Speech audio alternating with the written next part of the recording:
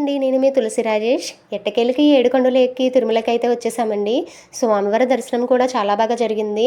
మేము tickets తీసుకోలేనందువల్ల free దర్శనంకి వెళ్ళిపోయామండి. అంటే మాకు టికెట్స్ తీసుకోవాలన్న విషయం తెలియలేదు. కిందే ఇస్తారన్న సంగతి తెలియలేదండి. మెట్ల మధ్యలో ఇస్తారేమో అనుకుని వచ్చేసాము. అయితే టికెట్స్ మెట్ల మధ్యలో కూడా ఇవ్వలేదు. సో మేము ఫ్రీ దర్శనంకి వెళ్ళిపోయామండి. ఈవినింగ్ 5:30కి వెళ్ళాము. నైటు 1:00 అయితే దర్శనానికి గేట్ అయితే లీవ్ చేశారండి. మాకు దర్శనం అయ్యి బయటకు వచ్చేసరికి 2:30 అయిపోయింది. ఆ తర్వాత లడ్డు ప్రసాదం తీసుకుని బయటకు వచ్చేసరికి 3:00 అయిపోయింది తెల్లవారుజామున. అప్పటికే మంచు చాలా కురిసేస్తుందండి. ఇంకా గుడి ఆవరణలోనే మేము కాసేపు కూర్చున్నాము తెల్లవారేసరి వరకు. అక్కడే చాలామంది పడుకుని కూడా ఉన్నారండి. మేమైతే సరౌండింగ్ మొత్తం చూసాము. ఎందుకంటే ఎప్పుడో చిన్నప్పుడు వచ్చాము, మళ్ళీ రాలేదు. ఇది సెకండ్ టైం అండి మేము రావడము. సో మళ్ళీ ఒకసారి చూద్దామని చెప్పి మొత్తం అంతా చూసేసాం తెల్లారేసరి వరకు. అయితే అంతా చాలా మారిపోయిందండి అప్పటికి ఇప్పటికిని. ఆ కోనేటిలో అయితే చాలామంది స్నానం చేస్తున్నారండి. ఆ కో ఆ కోనేటిలో స్నానం చేసి స్వామివారి దర్శనానికి వెళ్తున్నారు. మేమైతే దర్శనం అయిపోయింది కాబట్టి స్వామివారి ప్రసాదం తీసుకుని క్యాంటీన్లో ఆ తర్వాత బయలుదేరదామని చెప్పి ఆగిపోయామండి. మేము ఎప్పుడు క్యాంటీన్ ఓపెన్ చేస్తారు, ఎప్పుడు పెడతారని చెప్పారండి. 8:30కి ఫస్ట్ మార్నింగ్ బ్రేక్ఫాస్ట్ అంటే అల్పాహారం ఇస్తారంట. తర్వాత 11:00కి మధ్యాహ్నం భోజనము.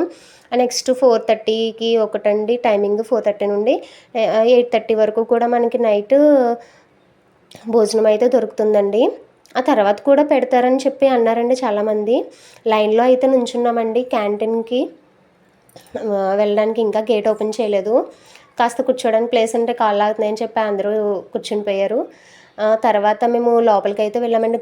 గేట్ ఓపెన్ చేసిన తర్వాత అక్కడ చాలామంది ఉన్నారండి. అంతమంది లైన్లో ఉన్నారా, ఎప్పుడు ఉన్నారు లైన్లో అనేది విషయమే మాకు తెలియలేదు. చాలా తక్కువ ఉన్నారేమో అనుకున్నాం. అంటే మార్నింగ్ టిఫిన్ ఇంతమంది చేయడానికి రారేమో అన్నట్టు అనుకున్నామండి మేము. కానీ లోపల చూస్తే చాలామంది ఉన్నారండి. మా వెనకాల లైన్లో ఇంతమంది ఉన్నారా అనిపించింది నిజంగా. దాదాపుగా రోజు 80,000 మందిగా క్యాంటీన్లో భోజనం వండుతారంటండి. బ్రేక్ఫాస్ట్ ఏంటి, మధ్యాహ్నం భోజనం ఏంటి, నైట్ భోజనం ఏంటి, 80,000 మందికి పైగా వండుతారండి. అలాగే మనకి సర్వ్ చేయడానికి కూడా అందుబాటులో వాళ్ళు ఎప్పుడూ ఉంటారండి. అక్కడైతే చాలామంది మార్నింగ్ పెసరపప్పు మిరియాలు కలిపి ఒక రైస్ చేశారండి. చట్నీ కూడా వేశారు. చాలా టేస్టీగా ఉంది. నేనైతే ఫస్ట్ టైం తిన్నాను ఆ రైస్. అందరూ కూడా చాలా ఇష్టంగా తిన్నారండి స్వామివారి అల్పాహారం. ఇట్స్ సో టేస్టీ నిజంగా. ఇంకా మా ఇంటికి బయలుదేరుతున్నామండి. ఒకసారి గోవిందుడిని దర్శించుకుందామని చెప్పి మళ్ళీ గోపురం దగ్గరికి వచ్చాము. ఈ వీడియో కనుక మీకు నచ్చితే లైక్ చేయండి, కామెంట్ చేయండి, సబ్స్క్రైబ్ చేయడం మర్చిపోకండి. తిరుమలకి వెళ్ళేటప్పుడు మా వీడియోలో మీకు కొన్ని విషయాలు ఉపయోగపడతాయి అనుకుంటున్నాను. Thank you for watching. Please subscribe.